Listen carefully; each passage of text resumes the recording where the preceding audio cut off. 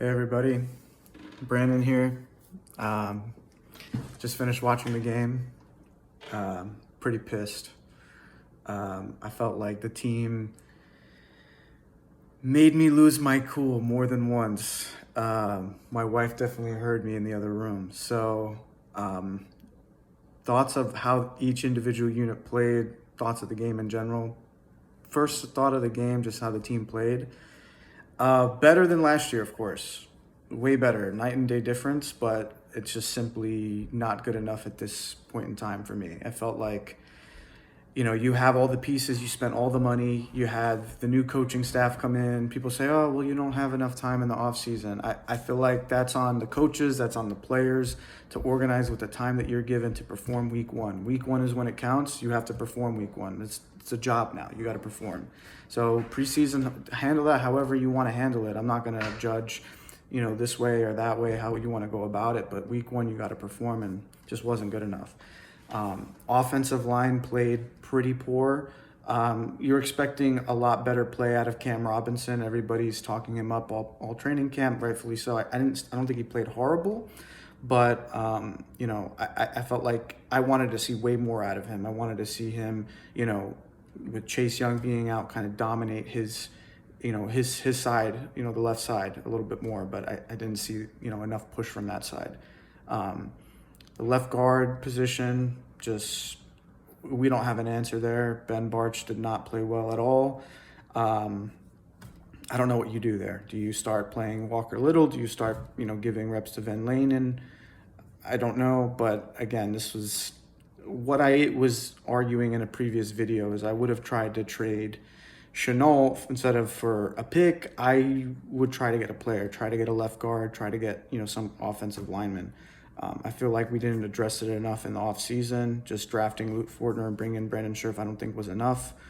Too much of what, a little bit of the same from last year, and didn't see a huge improvement overall. But I would say, with that being said, Luke Fortner played okay for a rookie. I don't think he played particularly bad, but I expected more out of Brandon Scherf. I mean, we signed him to a huge deal, Pro Bowler. Didn't deliver, in my opinion. Again, was expecting more out of the offensive line play. And surprisingly, I would say Juwan Taylor played okay, kind of similar to Cam. I didn't, see anything particular to him that was alarming, which makes me, I guess, say from last year to this year, probably an improvement for him. But overall, not the kind of level of jump that I was hoping for from the offensive line. Quarterback position, I know some people are excited and look at some of these things. I thought it was a poor performance from Trevor Lawrence. I mean, you can argue, he had some nice throws, but I mean, nice throws, throughout the game are going to happen regardless of who's playing. You could make the same argument for any quarterback for any team. There might be some nice throws throughout the game, but, the overall command and the confidence that you feel like, okay, we're going to convert this third down. We're going to deliver this ball where it needs to be. And just making the throws that are supposed to be made. You miss Marvin Jones on a deep ball. You miss Zay Jones when he hits an out route in the end zone. He's open. You just got to put it right in his hands, and he was diving for it. His hands are out there trying to make the catch, but your ball placement was not on point, and it needed to be. Same thing with Etienne. I don't know why people are judging Etienne. Oh, Etienne's dropping the ball, this and that. Look, I get, you want everybody to make all the plays, but at the end of the day, the accountability of the execution comes down to the quarterback. Don't throw the ball 3 to 4 feet above his freaking head. He is not 6'4". He's 5'10", and maybe not even that. He might be 5'9.5". He is a short running back. You can't throw the ball so high over his head, like lazily, and then, okay, he's got to come down with it and make a burst to get to the end zone. Just throw it directly to him. You don't need to layer it like it's a lob. You can even throw it from the side throw it, and just hit him in the side, and he makes that catch if it's, at his, shoulder level, and he can run that in, no problem. But again, this is like some weird, I guess, connection that you would expect to be there at this point. I mean, they've played in college together for, who knows, 3 years, something like that, and you expect way more at this point in time. Now that they're even playing in the NFL together. So to me, that was just poor. I feel like, yes, you want to get the run game going a little bit more, but I feel like in the beginning of the game, you need to give Travis Etienne more touches than James Robinson. James Robinson is very reliable, and he can get you a tough couple yards, but that should be like the bread and butter at the middle towards the end of the game.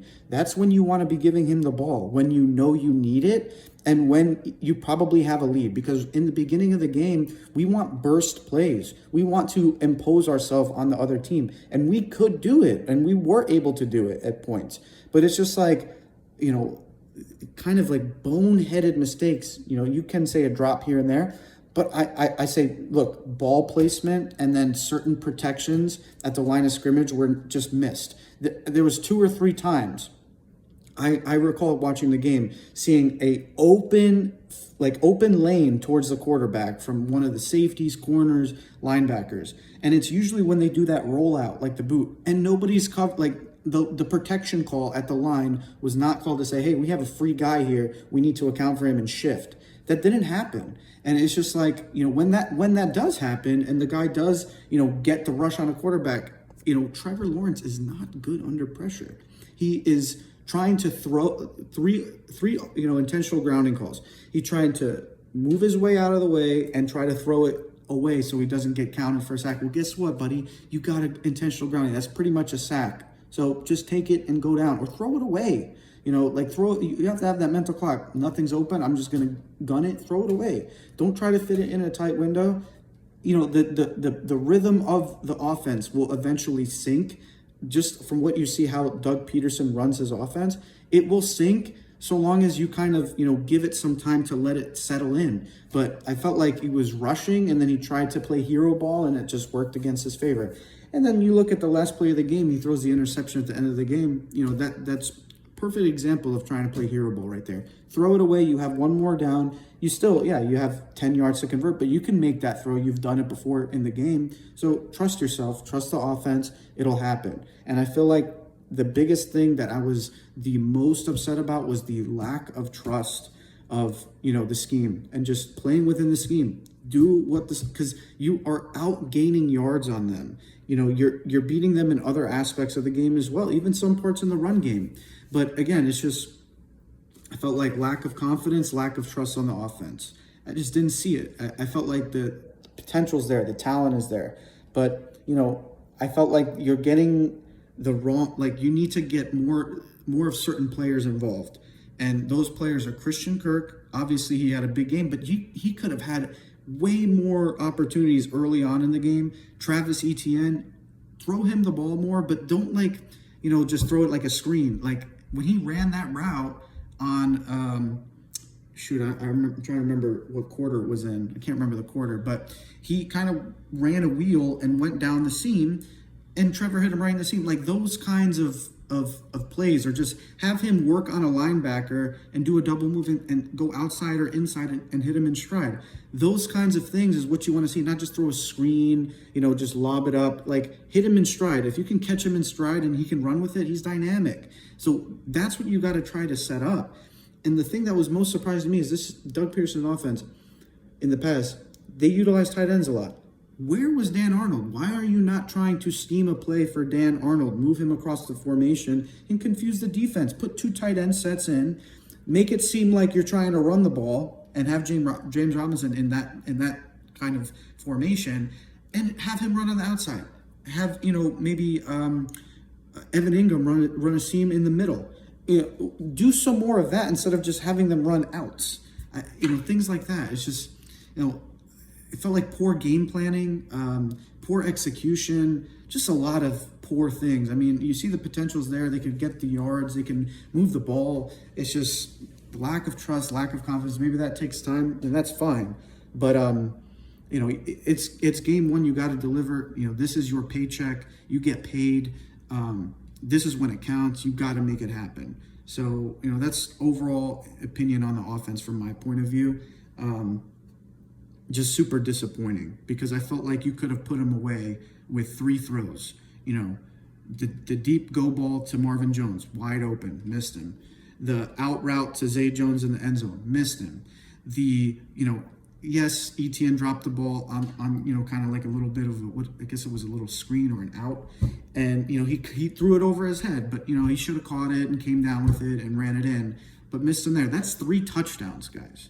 This game would not be close if we converted on that. It would not. The game would be over. There's no ifs, ands, or buts, in my opinion. And because of the failed execution, that puts more of a strain and stress on the defense to perform. I mean, I felt like time of possession, Washington was dominating, and that puts more stress on a defense that and again, for the life of me, I will not understand this. We need to rotate guys. It's not like, giving certain snap counts for, there's not enough snap counts for a defensive tackle. Bullshit. There are, because you know what? When your big tackles like Fatukasi and Devon Hamilton, they play long into the series over the course of the game. Guess what? They need to get out and have another guy come in. And we don't have big guys on the team to just swap them out. One or both of them need to be in the game at all times. We cannot afford to put someone else in because they're just not strong enough to hold the point of attack. Everybody else is under 300 pounds, and that's just not how they were built to play. So there's a huge issue there. It's just, you got to bring in another defensive tackle to kind of move these guys in. And, the fact that you're not doing that is just stupid to me. You got to make these guys fresh. It felt like late into the third, fourth quarter, the defensive line was just not fresh. They were getting a little bit pushed back. In the beginning of the game, first half, it was an honest battle where I felt like we were getting a little bit better of them. At least when it comes to stopping the run, controlling the line of scrimmage, that kind of thing. We definitely got the better of them, in my opinion, the first half. I felt like what was lacking was a little bit of pass rush, but you got some of that from Trayvon Walker, but where the hell was Josh Allen? I mean, he's talking up this big game in preseason and in training camp. I want to be the best player in the league. Well, dude, with that performance, you're not even in the top 100, top 200. That was a poor performance from you. So you got to step it up, dude. Like, you want to stay on this team, you want to get a big contract. If you play like that the rest of the season, I'm letting you go. I'm not giving you another contract. No way, because that was just simply not good enough. Trayvon Walker, a rookie, mind you, who has less experience in the NFL, right? Outproduced you and outplayed you by a long shot. It wasn't even close. Sack, interception, knocking tackles back. I want to see physicality, and I didn't see enough of it from him or enough plays. So Josh Allen, to me, poor performance. Linebackers, it's really hard to say. I'm going to give them like an average grade because I felt like there was some misalignment issues, but at the same time, they were, keeping the running backs honest at some points. Because you felt like the running game wasn't really going until late in the third, late in the fourth, or early in the fourth, around that time. That's when, Washington's, running game started really kind of churning a little bit. So they were kind of, making those tackles, but I felt like, it was not spectacular. Maybe you're hoping for more. I was personally hoping for more from Devin Lloyd. Didn't see it. So that was a disappointment. Secondary, corners, safeties. Corners, dude, play press. Like, you guys have size, you have length. Your speed is there, but you cannot let these Washington receivers have space for a free release. You can't let them do it because they're just too shifty and too quick. And that is not your game. You guys play zone coverage, and, I would say, play, in a sense, play bump and run a little bit, but you got to press these guys. Can't give them space. You can't, let them get open quick because at points we were getting a little bit of pressure on Wentz. We were. And mostly it was coming from Trayvon Walker and, occasionally from one of the DNs. And, when that happens, he has a hot route that he can hit pretty much every time because Nobody's pressing their guy to close up that gap and close that space to make him not available. And so therefore when he hits that easy throw, boom. So, for us that was a real killer. And then the safeties, I mean, not impressed. Rayshon Jenkins played like garbage to me. Was not playing well at all. I didn't see him make any kind of plays. And Cisco, I mean, for all he's talked up to be, like, where's the playmaking ability from him? Two players that you expect way more from, and I did personally. I expected, surprisingly, our safeties to be making the interceptions, to be making the forced fumbles, to be making these plays, but it just wasn't happening. So to me, that's a letdown. I thought our corners, if we played press, would have locked them down, and then Carson Wentz, as he's shown he can do in this game, overthrows receivers or is under pressure, throws a wild throw. If the corner is locked on the receiver and is tight and playing press, any overthrow, guess who's going to get that? The safety. We didn't play that too much, unfortunately, but, if we played the game like I thought we could and we should have, then I feel like our safeties would be making those plays. We would have been getting interceptions. We would have been getting, I would say, chances at least where, if it wasn't an interception, it could have been one, but I felt like they didn't make any plays on any ball, flat out. So that's kind of my view. I'm pissed. I'm not happy about this performance. I don't, any fan that's like, oh, well, it should be early, they have time to gel. No. Like, this is a game that you watch it back again, I guarantee you'd be like, oh, we should win this game. We're beating this team. And we were beating this team. Yards, turnover battle.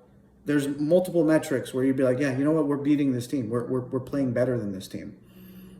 And you got to beat the teams you're supposed to win against. And to me, this was a game that we were supposed to win. If you look on paper, you look at the talent level, the things that you see from a physical traits perspective across the board.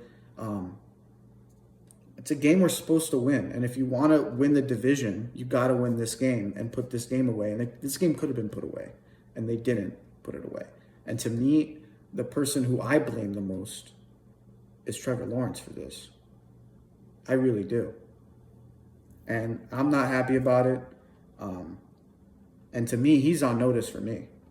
Because this, like, out of everything, you want to win the games. And granted, there's some mistakes that happen throughout the game.